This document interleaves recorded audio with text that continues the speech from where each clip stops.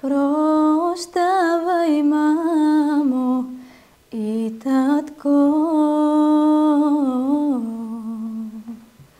и ти лерода, леле голема. До сега съм ви слушала, от сега свекър, леле свекърва. До сега братя и сестри, от сега зави, леле девери. Ела се вие, превива.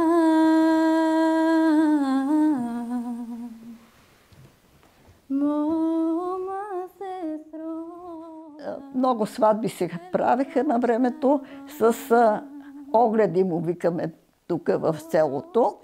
Това значи, че или деня на сватбата, или преди сватбата една неделя се булката изнася в бащината си къща, бащиния двор, чиза, който изработила за даряване на кумове, свекър, свекърва, девер, етърва и всички близки получаваха по нещо.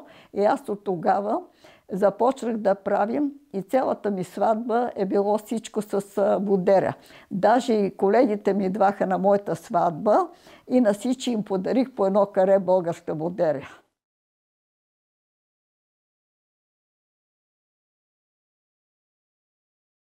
Всяка фигурка е и вековита.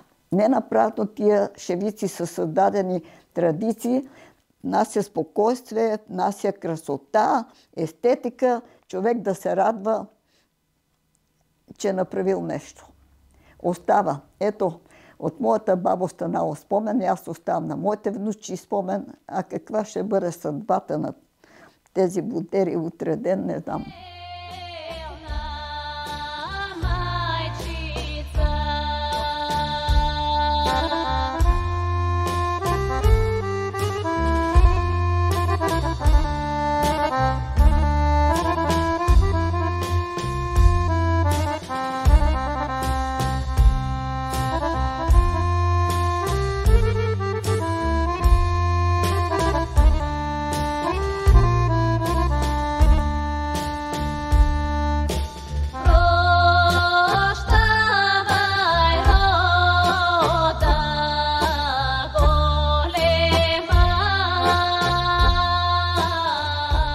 Най-общо казано, шевицата е естествено продължение на нашето народно облекло.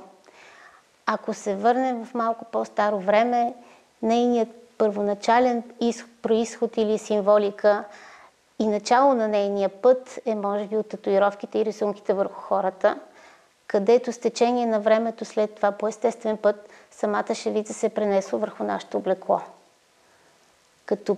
Като вид и като значение за символиката можем да кажем, че има основно код на идентичност. Тоест, ние можем да кажем по една шевица откъде е човека, от кое населено място е, какъв е неговият пол, защото имаме шевици за мъже, за жени, дали е женен, омъжена, дали е възрастен или млад.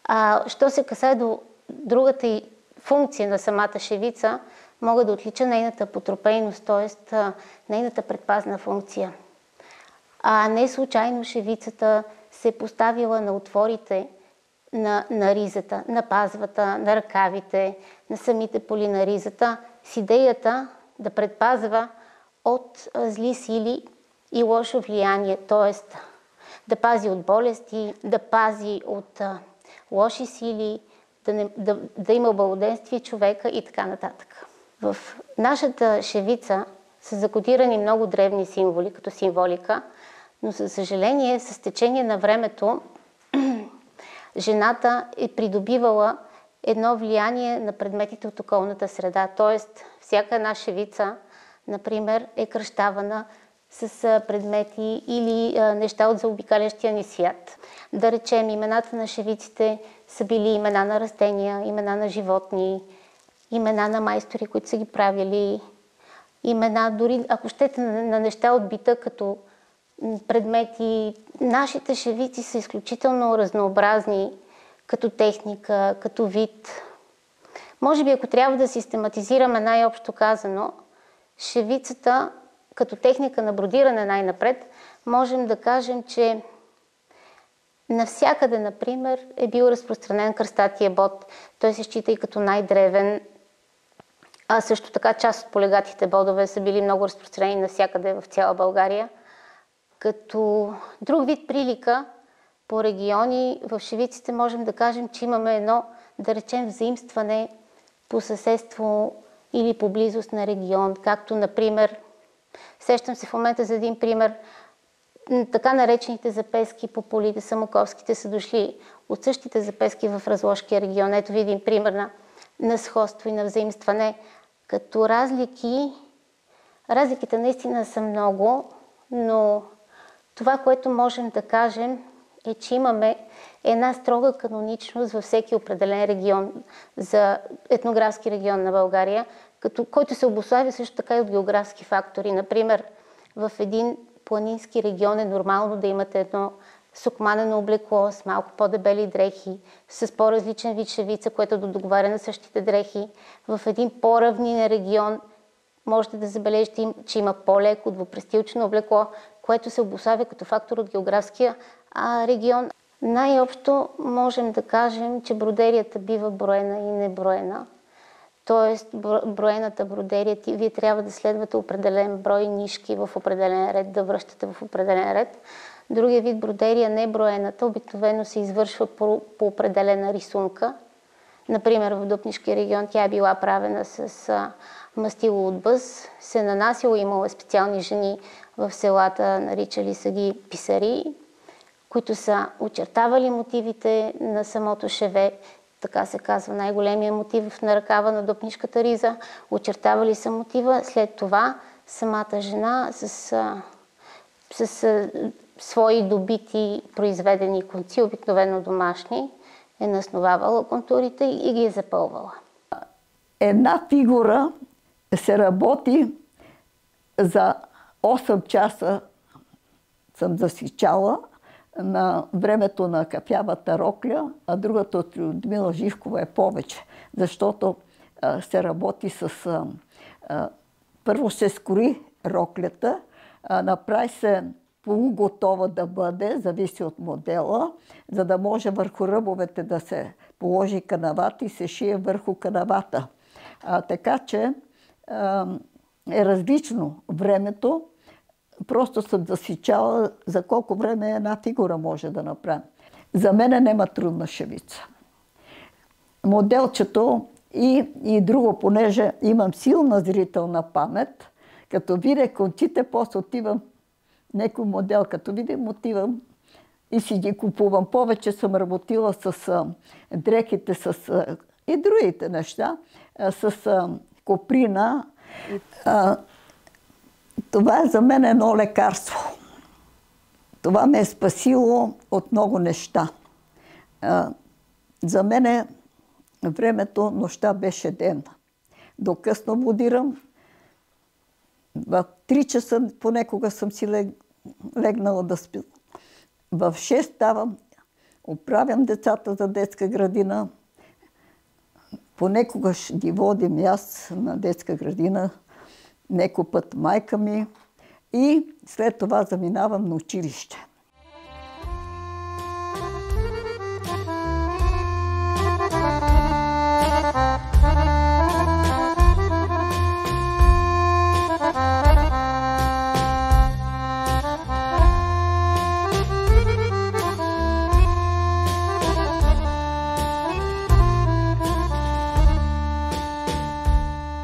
Едно изследване се провежда на база на теренна работа. Теренната работа включва посещение на място в дома на възрастни хора, които все още са запазили под някаква форма спомена от онова старото, миналото време. Когато са бабите им и техните прабаби са им разказвали всъщност как са изработвали своето облекло, какво са влагали като идея във всеки един орнамент от него, каква е било значението и функцията му. Днес това е доста сложно да се направи, защото просто са много малко хората, които все още пазят спомена от онова време и от символиката на орнамента. Всеки един автор на шевица, дори на тези, които виждате тук, те са от Сливница, т.е. от този град, всеки един автор на тези орнаменти е влагал собствена логика, собствен смисъл в него.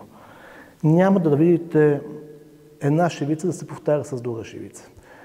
Обикновено везачките са били млади момичета. Говорим за жени, които са били на възраст между 13 и 15 години. Това е част от техния сватбен чеиз. Всяка една от тях е влагала своя собствено значение в орнаментиката. Вдъхновения са черпили от заобикалящата ги среда, от дърворезбата в църквата, от каменната пластика, от орнаментиката по керамиката или от някакво изображение в църквата, да речем някоя икона, които те са впитали в своята ризи, така наречени кошули. Днес имаме едно възраждане на интереса към шевиците. Все повече хора се обръщат, търсейки себе си към миналото, към своите предци. Познавам доста хора, които, ровейки из раклите на своите майки и баби, откриват шевици и започват да се интересуват от тях, от тяхната символика. Появиха се и нови автори, които започват да дават нова интерпретация на символиката върху тях. Колко е вярна, това не може да кажа, но истината е, че шевиците отново започват да придобиват своето значение към днешна дата.